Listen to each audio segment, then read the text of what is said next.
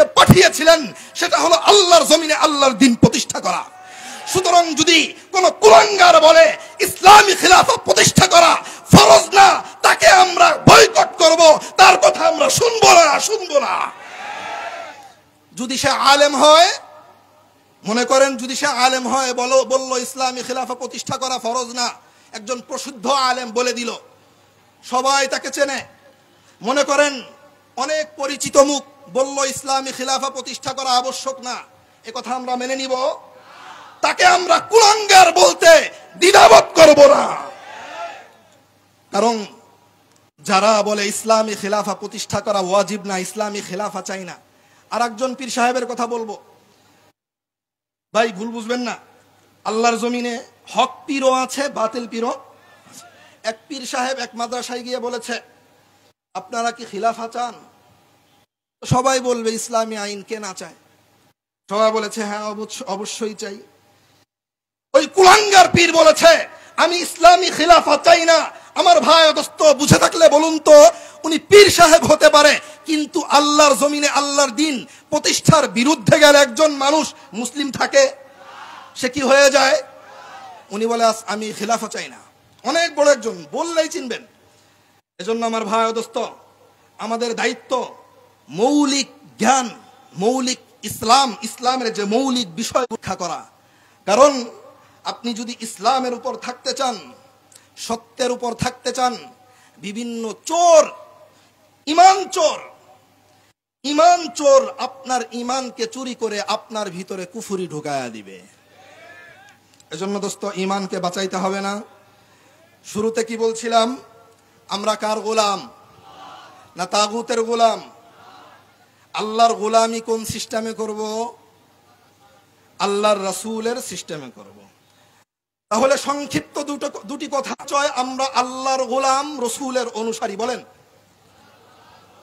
সবাই, বলেন আমরা কি আল্লাহর গোলামি করব নবীর দেখানো পদ্ধতিতে? আল্লাহর গোলামি করব, এই কথাই আল্লাহ পাক রব্বুল আলামিন কালিমাতুত তাওহীদের মধ্যে আমাদেরকে শিখিয়েছেন। লা ইলাহা ইল্লাল্লাহ, আল্লাহ ছাড়া কোনো ইলাহ নাই। মানে আমি আল্লাহর ইবাদত করব, মসজিদের মধ্যে আমি আল্লাহর ইবাদত করব, সমাজের মধ্যে আমি আল্লাহর ইবাদত করব, সমাজের আনাচে কানাচে যত সেক্টর আছে সেখানে আমি ইবাদত করব, তো আল্লাহর ইবাদত করব। রাষ্ট্রের মধ্যে ইবাদত করব, তো আল্লাহর ইবাদত করব। আমি মসজিদের মধ্যে তাগুতের পূজা করি না, রাষ্ট্রের মধ্যেও তাগুতের পূজা করতে চাই না। যারা মুসলিম তারা রাষ্ট্রের মধ্যে তাগুতের পূজা করতে চায়। এখন কথা হলো, তাগুতের পূজা কিভাবে হয়? আমাদের অনেকের ধারণা মসজিদের মধ্যে নামাজ, রোজা, হজ, যাকাত এগুলো করলেই ইসলাম পরিপূর্ণভাবে আদায় হয়ে যায়। বলছিলাম নবী সাল্লাল্লাহু আলাইহি ওয়াসাল্লাম এসেছিলেন খিলাফা প্রতিষ্ঠার জন্য মদিনা। এটা কি আব্দুল্লাহ বিন উবাই ইবনে সালুল মুনাফিকের নেতৃত্বে চলতো, নাকি নবী সাল্লাল্লাহু আলাইহি ওয়াসাল্লামের নেতৃত্বে চলতো? ফাতহে মক্কার পরে মক্কা নবীর কথায় চলতো, নাকি আবু জাহাল, উতবা, শাইবা, উবাই ইবনে খালফ অন্যান্য কাফের নেতাদের নেতৃত্বে চলতো? তাহলে আমরা আল্লাহর গোলামি করব কার সিস্টেম অনুযায়ী? নবী সাল্লাল্লাহু আলাইহি ওয়াসাল্লাম কিভাবে করেছেন আল্লাহর গোলামি? নবী সাল্লাল্লাহু আলাইহি ওয়াসাল্লাম মদিনার মধ্যে এসে একটা ইসলামী রাষ্ট্র প্রতিষ্ঠা করলেন, যেখানে সব ধরনের বিচার কার্য ইসলাম অনুযায়ী চলতো। আজকে আমাদের রাষ্ট্রের মধ্যে চুরি চামারি কেন? ইসলাম নাই, খিলাফত নাই। খিলাফত এমন একটা জিনিস যেখানে থাকে সেখানে চুরি থাকে না, সেখানের সমাজের মানুষ মাদক মুক্ত হয়ে যায়। যেই সমাজের মধ্যে ইসলামী খিলাফা থাকে ওই সমাজের মানুষ তারা মাদক সেবন করতে পারে না। যেই সমাজের মধ্যে ইসলাম থাকে, ইসলামী খিলাফা থাকে, ওই সমাজের মা বোন পরকিয়া করে না। যেই সমাজের মধ্যে ইসলাম থাকে ওই সমাজের মধ্যে সুদ ঘুষ চলে না। আজ আমাদের সমাজের মধ্যে সুদ, ঘুষ, পরকিয়া, অন্যায়, অশ্লীল কাজ চলে কেবলমাত্র খিলাফা না থাকার কারণে। তাহলে বোঝা গেল আল্লাহর ইবাদত সব জায়গায় করবেন, আল্লাহর খিলাফা না থাকলে করা সম্ভব। যদি সব জায়গায় আল্লাহর ইবাদত করতে চান কি লাগবে? কি লাগবে? সহজ ভাষায় আল্লাহর আইন। বলেন সহজ ভাষায় কি? আল্লাহর আইন ছাড়া আল্লাহর ইবাদত করা।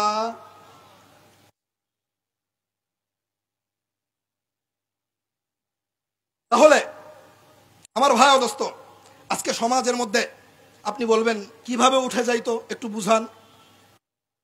সমাজের মধ্যে যদি জিনা থাকে, জিনা, অবিবাহিত পুরুষ অবিবাহিতা নারী যদি জিনার মধ্যে লিপ্ত হয়, সূরাতুন নিসার মধ্যে আল্লাহ বলেছেন, আয-যানিয়াতু ওয়াজ-যানি ফাজলিদু কুল্লা ওয়াহিদিন মিনহুমা মিআতা জালদা।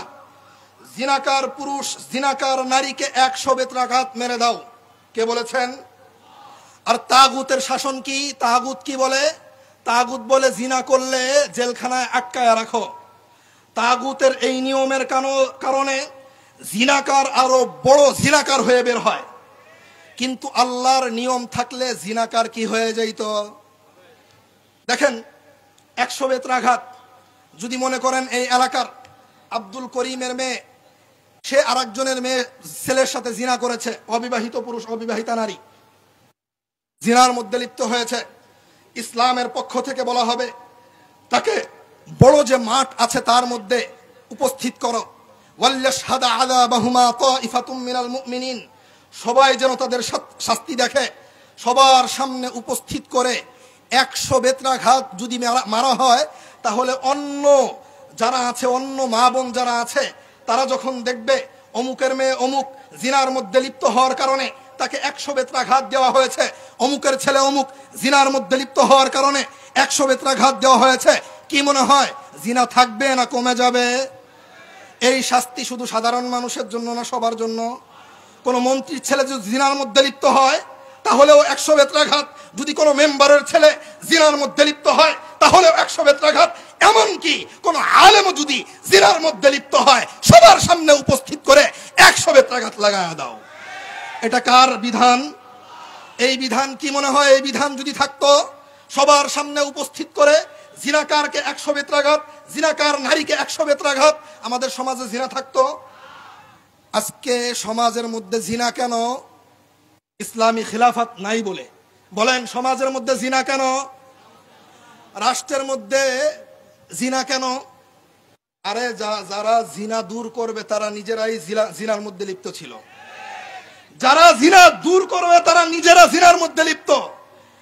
কাউয়া কাকা কাদের শুনলাম, বড় কষ্ট লেগেছে। একজন রাষ্ট্রের সবচেয়ে বড় একজন মাথা যারা আছে 5-7 জন, তার মধ্যে একজন, এই কাকাও নাকি 70-80 বছর বয়স প্রায়, নারীদের ছাড়া তার ঘুম আসতো না। যদি এমন হয় যারা জিনা নিয়ন্ত্রণ করবে তারা নিজেরাই জিনাকার, তাহলে বলেন এই গণতন্ত্রের মাধ্যমে কিভাবে জিনা দূর করবেন? গণতন্ত্রের মাধ্যমে জিনা দূর করা সম্ভব? যদি জিনা দূর করতে হয় কি প্রতিষ্ঠা করতে হবে? আল্লাহর জমিনে আল্লাহর দ্বীন প্রতিষ্ঠা ছাড়া জিনা বন্ধ করা সম্ভব? এবার আসেন মাদক। আপনাদের সমাজে মাদক আছে নাই? 10 বছর আগে যেই পরিমাণ ছিল কমছে না বাড়ছে? বাড়ছে। আচ্ছা, মাদকের শাস্তি কি? ইসলামের শাস্তি হলো 80 বেত্রাঘাত। কত? 80 বেত্রাঘাত। যদি জিনা কেউ মাদক সেবন করে, মেম্বারের ছেলে যদি মাদক সেবন করে, তাহলে কত বেত্রাঘাত? মেম্বার নিজে মাদক সেবন করেছে, কত বেত্রাঘাত? চেয়ারম্যান নিজে মাদক সেবন করেছে, কত বেত্রাঘাত? একেবারে প্রধানমন্ত্রী মনে করেন মাদক সেবন করেছে, কত বেত্রাঘাত? প্রধানমন্ত্রীর ঘরের মধ্যে তাসবি রুমাল না পাওয়া গেলেও মদের বোতল পাওয়া গেছে। ওই প্রধানমন্ত্রীকে দিয়ে কিভাবে আল্লাহর জমিনে আল্লাহর দ্বীন প্রতিষ্ঠা করবেন? প্রধানমন্ত্রী নিজেই মাদক সেবন করে, ঘরের মধ্যে মদের বোতল। উনি নাকি নামাজ পড়ে, রোজা রাখে, হজ করে, জাকাত দেয়, ঘরের মধ্যে একটা তাসবিও পাওয়া গেল না, একটা জায়নামাজও পাওয়া গেল না, মদের বোতল ঠিকই পাওয়া গেল। তাহলে বুঝে থাকলে বলুন, যার অনুসারী আপনারা ছিলেন, যেই তাগুত আপনাদের মাথার উপর চেপে বসেছিল, সে নামাজি না মাদক সেবনকারী? মাদক সেবনকারী যদি রাষ্ট্র পরিচালনা করে, ওই রাষ্ট্রের মধ্যে মাদক সেবনকারী হবে, অন্য কিছু আশা করা ভুল হবে। আমার ভাই ও দোস্ত, মূল জায়গায় বসায় দিবেন মাদক সেবনকারী জিনাকার, আর সমাজে আপনি মাদক মুক্ত সমাজ গড়ার জন্য চেষ্টা করবেন, কশিনকালেও সম্ভব? অসম্ভব, অসম্ভব। তো বলছিলাম, কেউ যদি মাদক সেবন করে তার শাস্তি কি বলেন? আচ্ছা, যদি মন্ত্রী নিজেই মাদক সেবন করে তার শাস্তি কি? যদি ইসলাম থাকতো, মন্ত্রীকে সবচেয়ে বড় মাঠের মধ্যে উপস্থিত করে 80 বেত্রাঘাত মারা হইতো। কত বেত্রাঘাত? আচ্ছা বলেন তো, একজন নারীকে 80 বেত্রাঘাত মারা হইলে সে জীবিত বেঁচে থাকবে না মরে যাবে? এই অবস্থা যদি অন্য কোনো নারীরা দেখে যে অমুক নারী মাদক সেবন করার কারণে 80 বেত্রাঘাত পেয়েছে, তাহলে অন্য অন্য মানুষ মাদক সেবন করার সাহস করবে? সে ভয় করবে, হাইরে মেম্বারের ছেলেও মুক্তি পায় নাই, নাজাত পায় নাই, এমপি নিজেও মুক্তি পায় নাই, নাজাত পায় নাই, আমি নিজে যদি মাদক সেবন করি তাহলে আমার পিঠের চামড়া উঠে যাবে। আমার ভাই ও দোস্ত, বুঝে থাকলে বলুন, আজকে সমাজের মধ্যে মাদক বেড়ে গেছে। গণতন্ত্র নাই বলে না ইসলাম নাই বলে? গণতন্ত্র মানুষকে জালেম বানায়, গণতন্ত্র মানুষকে জুলুম করতে শিখায়, গণতন্ত্র মানুষকে জিনাকার বানায়, গণতন্ত্র মানুষকে মাদক সেবনকারী বানায়। ইসলাম মানুষকে মাদক মুক্ত করে, ইসলাম সমাজকে জিনা মুক্ত করে। যদি চান ইসলাম প্রতিষ্ঠা করতে, যদি চান মাদক মুক্ত সমাজ গড়তে, যদি চান আপনি সুন্দর একটা সমাজ ব্যবস্থা চাইতে, তাহলে একটা হলো আল্লাহর জমিনে আল্লাহর দ্বীন প্রতিষ্ঠা করা। আল্লাহর জমিনে আল্লাহর দ্বীন প্রতিষ্ঠা ছাড়া সুন্দর একটা সমাজ বিনির্মাণ করা সম্ভব?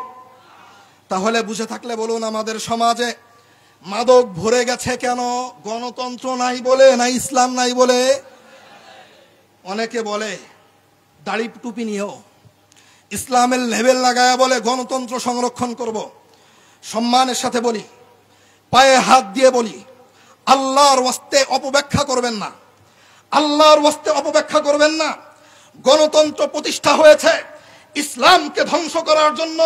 দোস্ত, যেই গণতন্ত্রকে ইসলাম ধ্বংস করার জন্য প্রতিষ্ঠা করা হয়েছে, ওই গণতন্ত্র দিয়ে ইসলাম প্রতিষ্ঠা করা সম্ভব নয়, সম্ভব নয়।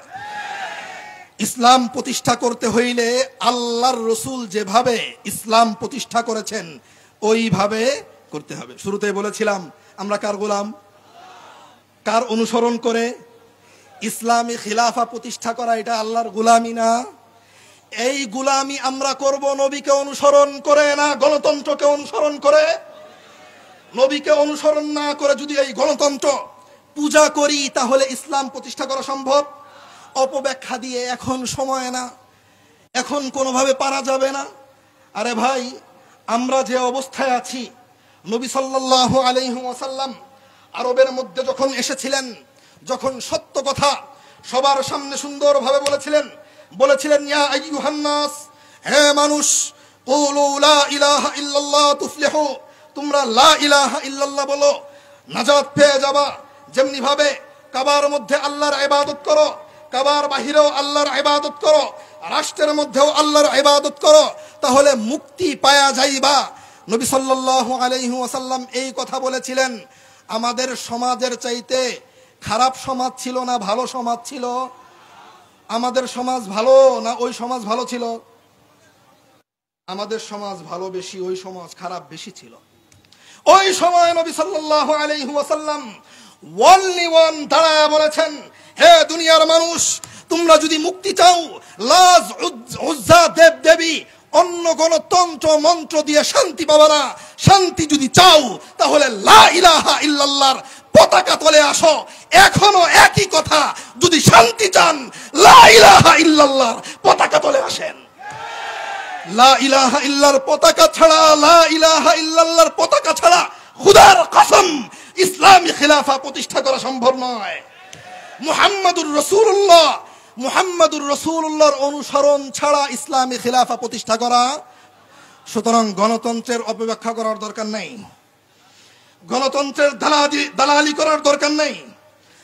আজকে মুসলিমদের কাছে ইসলামী খিলাফা ধোঁয়াশার মধ্যে পড়ে গেছে।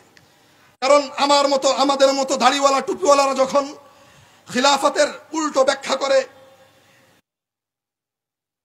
আমাদের মতো দাড়িওয়ালা টুপিওয়ালা যখন ইসলামের অপব্যাখ্যা করে, আমার ভাই ও দোস্ত, তখন সাধারণ মানুষ অবলীলায় সেটা মেনে নেয়।